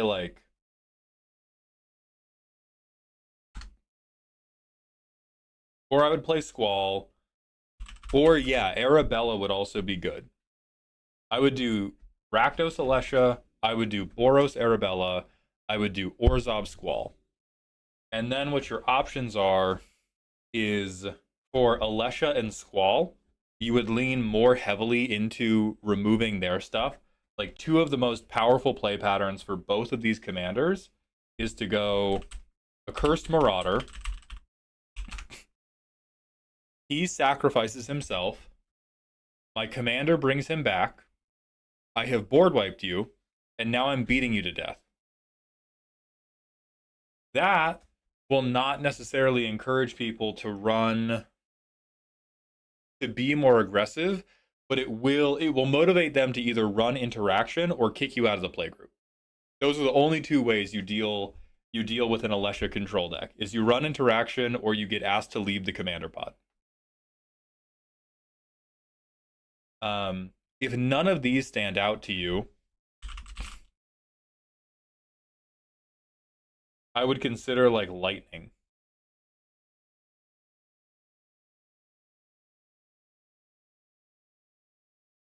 Generally, is it better to have a 2 mana board wipe or a 5 mana instant speed board wipe you can tutor for? Neither. It is better to have a board wipe that hurts you less than your opponents. We are now, because thanks to power creep, we are now at a point where you should almost never be running one-sided board wipes. It is just not worth it. Every color, every bracket has some board wipe that is better for you than it is for your opponents. Whether you're in white and you're doing like a power-based board wipe, whether you're in black and you can ramp to a crazy expensive board wipe that will just knock out everything that's not you. You can be in red and you can do damage-based board wipes for tokens. You can be in blue and you can bounce everything. The best board wipe is the one that fucks you less.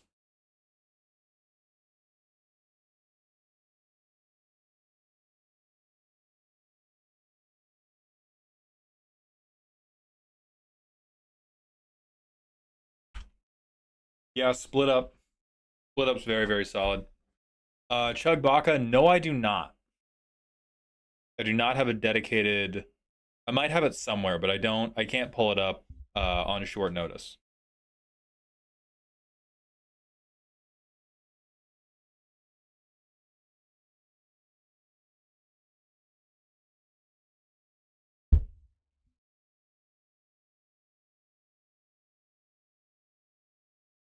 Yeah. The 2 mana board wipe is Vanquish the Horde, yeah. I know, Ball. Don't worry.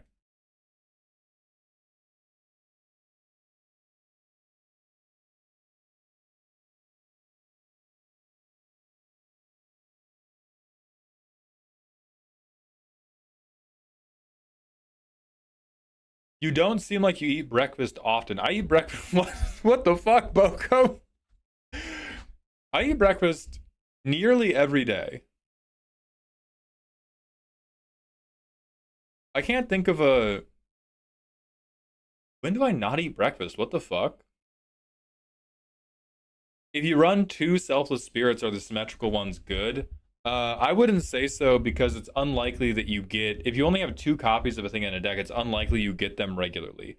The symmetrical ones become better if you have Selfless Spirit effects in the deck, but I would be running more of those, or I would be running things like Flawless Maneuver.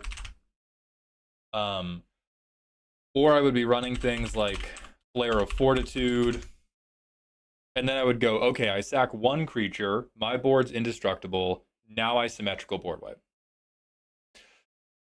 You know what meal I do skip? I am a lunch skipper. That's what I do. I love eating breakfast and I love eating really really big meals and then just laying down like a honey badger. So I'm a big fan of eat breakfast, don't eat lunch, have a really big dinner, and then just like graze if I want the rest of the day. Okay, you're wrong for that one. How the fuck you skip lunch? Scream during lunchtime and be very self-conscious about eating on stream. Handled. That's how we do. Bro is hibernating a little bit. A little bit. Okay.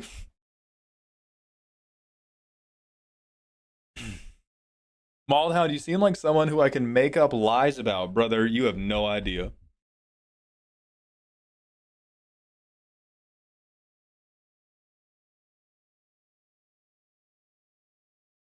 How much for a munch on snack point redeem? $10.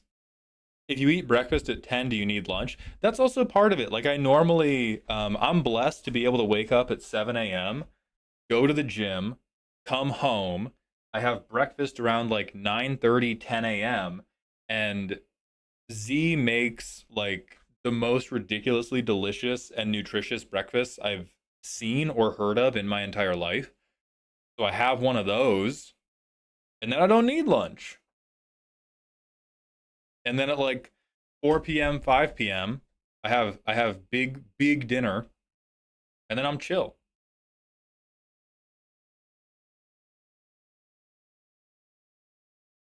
Breakfast stream. I do want to dip my toes into IRL streaming. I don't think we're going to do eating streams, but I do want to try out um doing IRL streams. That just feels like early lunch at that point. Okay, it's still like 9:30 a.m., 10 a.m. It's definitely late breakfast. You could call it brunch. I'm happy with that compromise.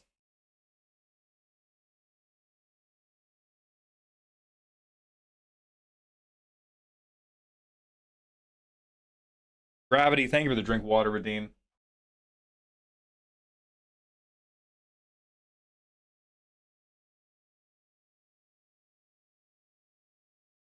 There was a good long while where I was a one meal a day person. That was really good. That worked really well. I would recommend it to other people. I just love snacks too much. Don't you want to become the next big mukbang streamer? No, I'm.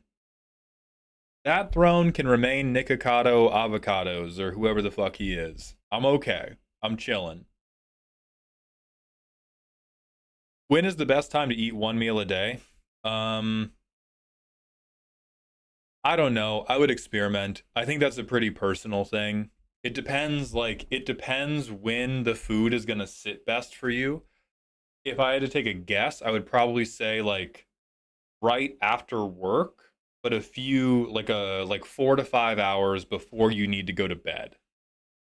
Um, Having a lot of food in your system when you're sleeping, like the process of digesting will reduce your sleep quality. But it is like I've seen a guy on Instagram who does it like right before he goes to bed for the night. He dead ass will eat like 2,500 calories and then just go to sleep.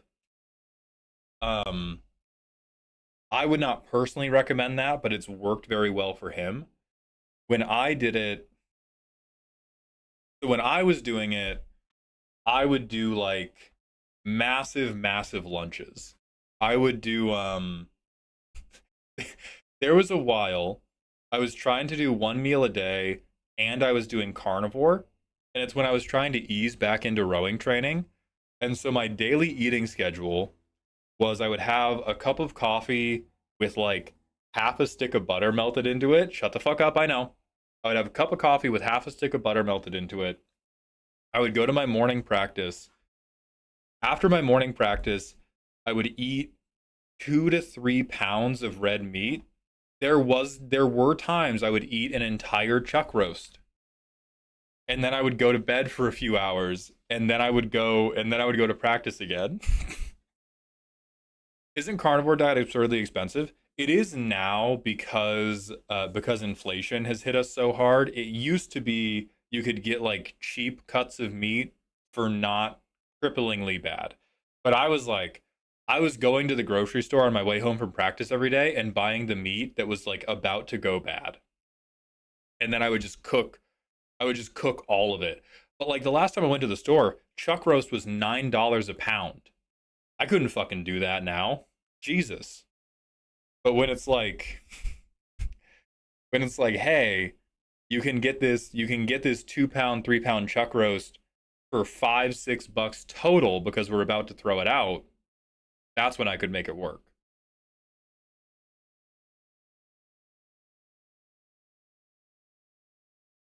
Me and my dog, I don't have an opinion on the Foundation Commander decks. I have not looked at them.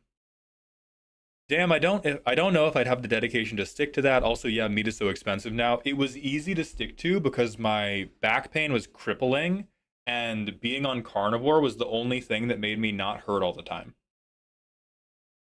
So it's been like I have stuck to carnivore less and less as my chronic pain has gotten better because the thing keeping me on carnivore was not, oh my god, this tastes so good. It was like, oh my god, I can live my life again.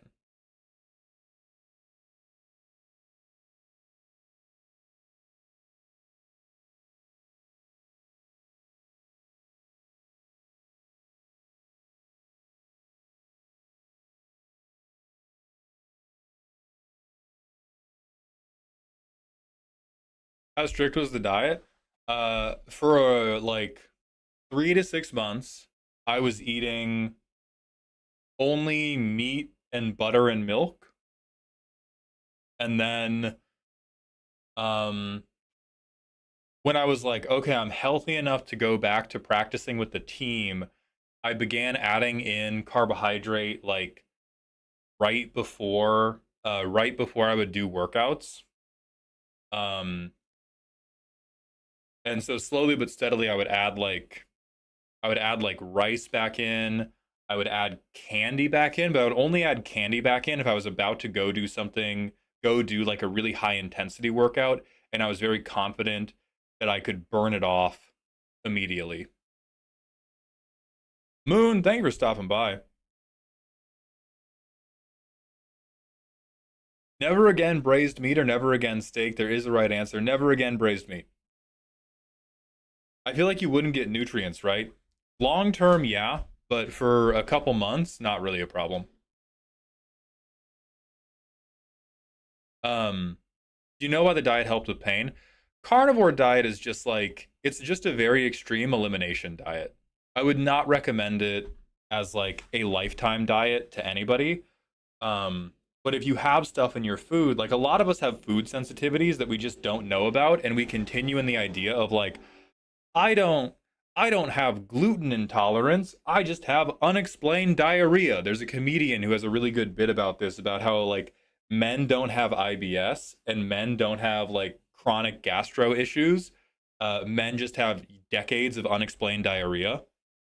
And carnivore diet is very, very good at forcing you to avoid all of that.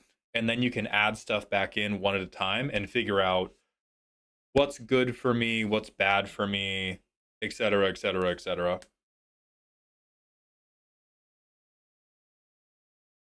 Not quite a fitness question, but is there a way to not eat all of my snacks in one sitting, or is it just keep snacks out of my house?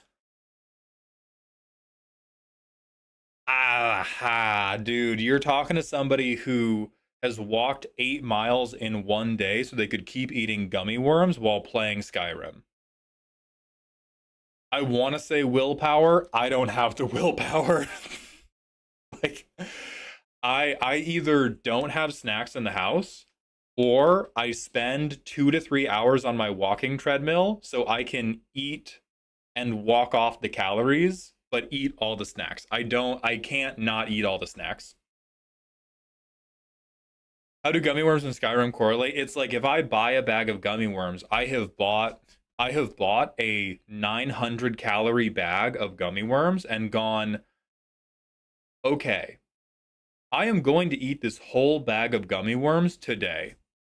How do I eat this whole bag of gummy worms today and have it be all right for my diet? And the answer is you play a video game and you're on a walking treadmill the whole time and you walk 8, 9 miles. And then thermodynamically, you're at net zero.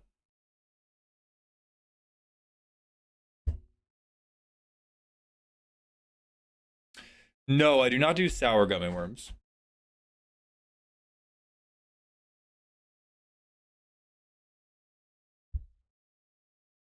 L take, dog, eating an entire bag of sour gummy worms in one sitting is fucking masochistic.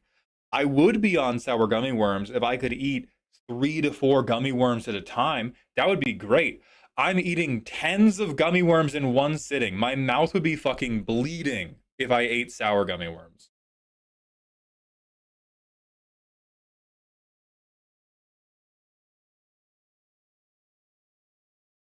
Boss, what workout routine do I follow if I want to jump so high I can only be blocked by creatures with flying or reach?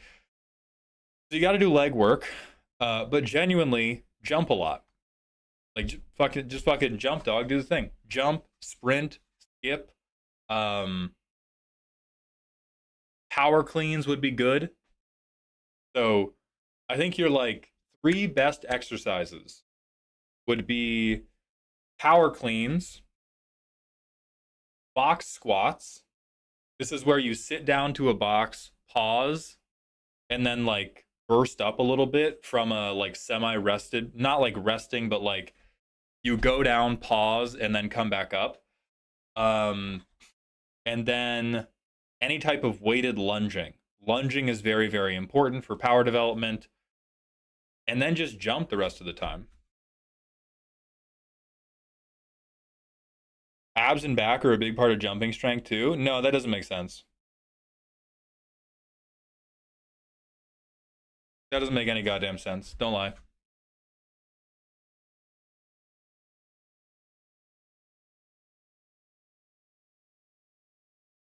Miles, we didn't work on it at all today because we spent a lot of time vamping about rowing, but it did make me happy. Would you recommend TRT? I'm going to be so careful about this because I realize that some people take me as an authority and I do not want to ruin your life by pushing drugs. I would recommend most most adult males should see a doctor and get their blood work done and listen to their doctor. TRT right now is in a phase of being pushed really hard. It's being pushed almost as hard as like superfood stuff. Like, remember when the acai bowls became a thing? That's what's happening to testosterone right now. If you overuse it, it's so bad for you. It's so fucking bad for you. Um, if you start taking it and you start taking it in high doses, it is likely you will have to take it for your entire life. It can be very expensive. It can be very difficult to come off of. That said, it can also be life saving. I had incredibly, incredibly low testosterone. I was not able to go through TRT because I was in the WADA testing pool, but even just making lifestyle changes to bring my testosterone up changed my life over the period of like 6 to 12 months. So if you do have really, really low testosterone, getting that up is probably the number one most important thing you can do for your quality of life. But really, really low testosterone, like listen to what a doctor tells you, not what Instagram tells you about your testosterone being low. How did having low testosterone affect you? What changed for you? And how did you notice it was low? Um, Noticing it was low. How can I tell if I have low T? Get a blood test done. Have blood drawn. Because the thing is, like, the symptoms of low testosterone overlap with, like, not having direction in life, which many of us suffer from.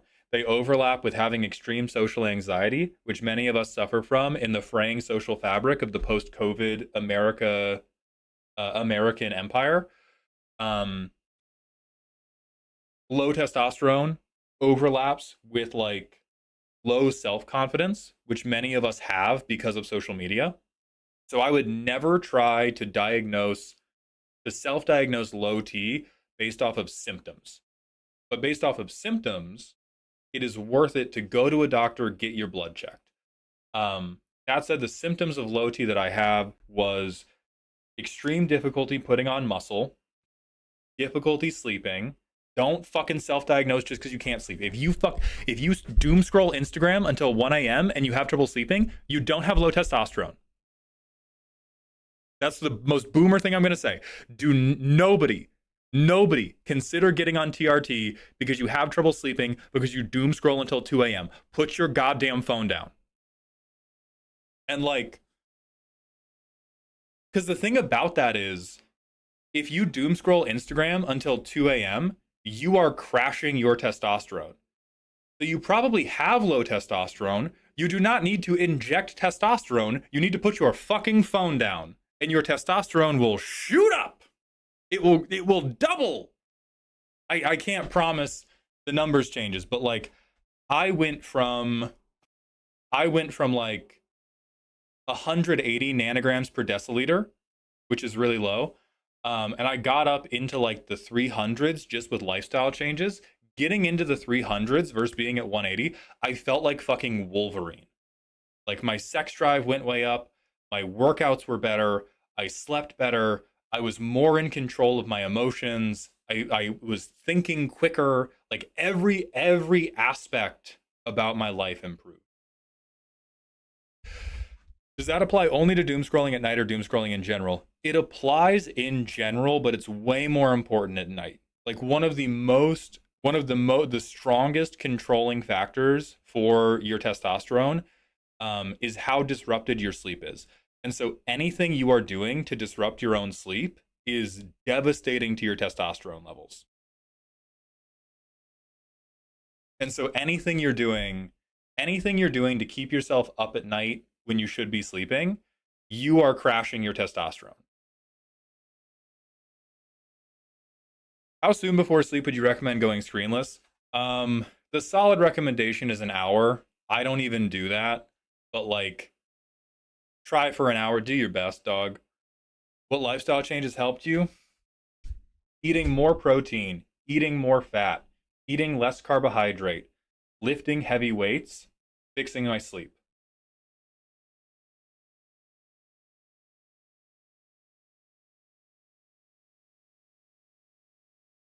More chuck roast, yeah. Eat 3 pounds of chuck roast every day.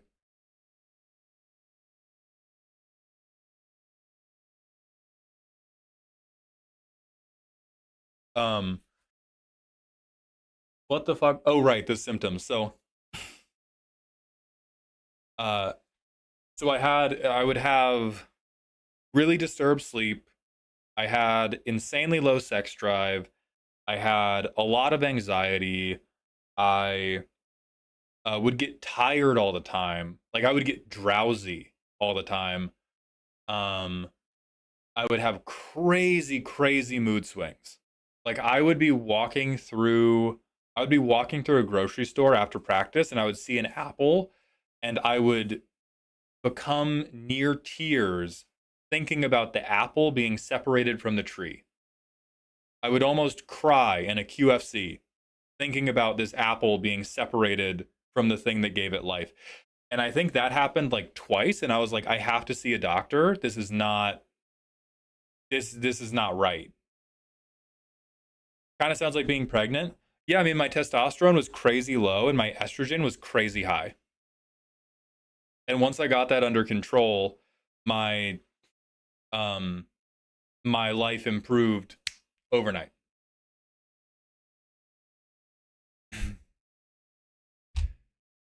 Yeah, other good stuff you can do. Get red light or sunlight on your face right when you wake up.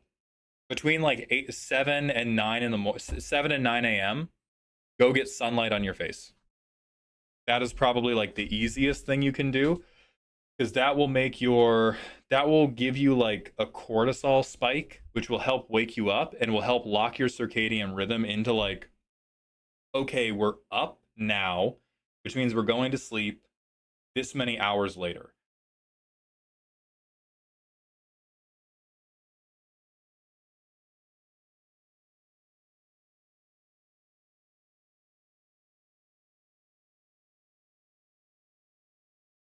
But Maldhound, spiking your cortisol is for beta. That's not true though. That's not like a huge and a massively important part of our circadian rhythm is spiking your cortisol. It's about spiking your cortisol at the right time for the right reason. Like, you know what spikes your cortisol? Lifting heavy weights.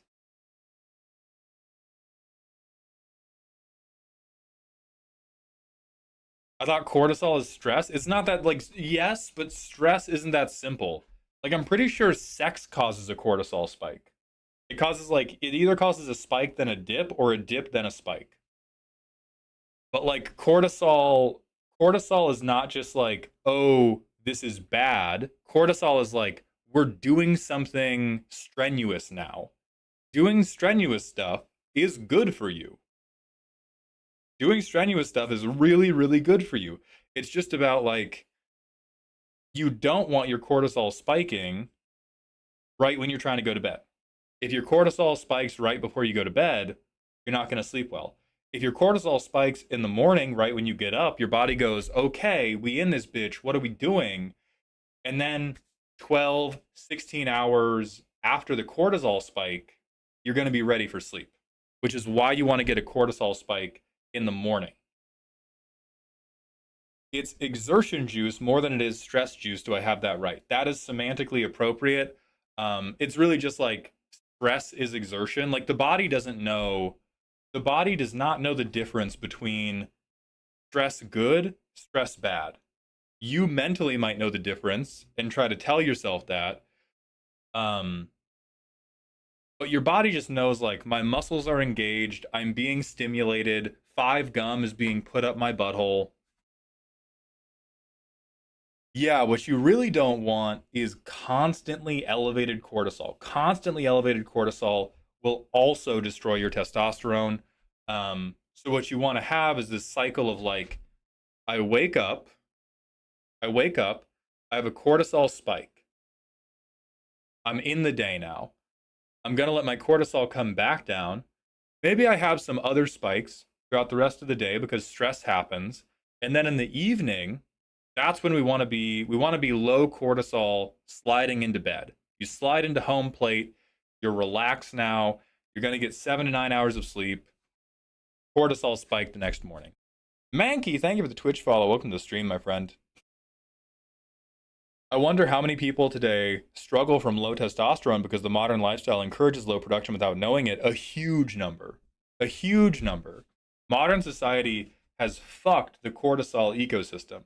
So we're all under this like amorphous medium stress all the time, which is the shittiest environment you can be in for stress. We want to be in periods of like, we want to be on high stress and low stress.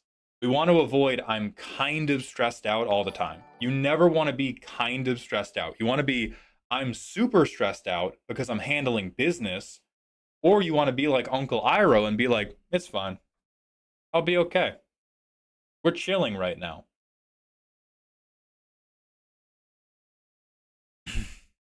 Okay, we vamped so much. I definitely have to end stream here, but thank you all for keeping me company. I enjoyed this very much. I hope you all did as well. We're going to grab the Bald Kai and find somebody to raid.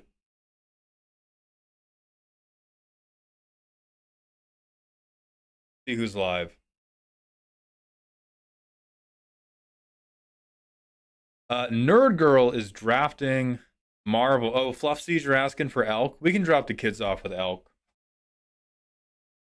We are going to see you all tomorrow for the roasting stream. Thank you all for being here today. Thank you for your generosity. Thank you for the people who contributed to the dog pile.